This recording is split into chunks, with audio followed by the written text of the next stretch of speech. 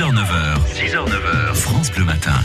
Catherine Camp, du talent et des idées. Donc, la thématique de cette chronique, Catherine, vous a été inspirée par Nathalie par la Montoute, une jeune entreprise donc qui propose l'entretien de nos espaces verts par des chèvres et des moutons. La Montoute. Oui, Pascal. Ouais. Mais l'idée est partie beaucoup plus loin. Parce qu'en observant et en analysant son travail de bergère, elle en a tiré un véritable outil de communication. Et pour ça, il faut le talent et les idées. L'idée est venue tout simplement du fait que manœuvrer un troupeau, c'est avant tout une attitude et c'est une relation avec l'animal.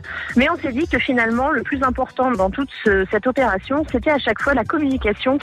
Et donc, on s'est dit, il y a plein de moments où en entreprise, au sein d'un groupe, dans une équipe, où on a besoin d'apprendre à se positionner, à avoir la bonne posture et à communiquer. Alors, Nathalie contacte une entreprise orléanaise de coaching. Et soudain, les compétences de berger viennent se glisser dans l'affirmation de soi. Deux groupes, un parcours, des bêtes, des piquets, un genre de slalom où vous devez faire passer vos bêtes. Aucune consigne n'a été donnée sur le comment qu'on fait. On en parle et le coach d'entreprise analyse. Et là, on recommence. Hyper instructif. Ce qui est tentant au début, c'est d'y aller très fort. Youpi, on va un peu à la chasse aux moutons. Et puis en fait, cette attitude, elle ne fonctionne pas du tout avec les bêtes. Et les gens, en fait, s'en rendent assez vite compte.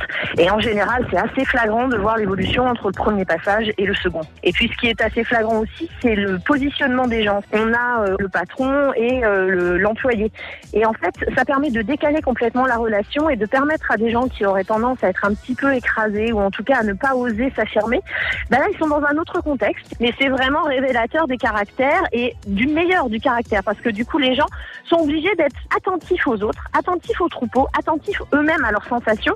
Les gens les plus dynamiques ont voulu commencer la session en se disant, nous, de toute façon, on est un peu les plus forts, ça va bien se passer. Et ils se sont complètement trompés, en fait, parce que la plupart du temps, ils avaient une attitude qui était beaucoup trop dynamique, beaucoup trop dirigiste, et ça faisait peur aux bêtes. Mais, il n'y a pas de mais. En matière d'autorité naturelle et d'affirmation de soi dans le respect de l'autre, on a tout à apprendre du coaching du berger. Allez, bisous, à demain. Je vous embrasse, Catherine, merci beaucoup. France Bleu Orléans.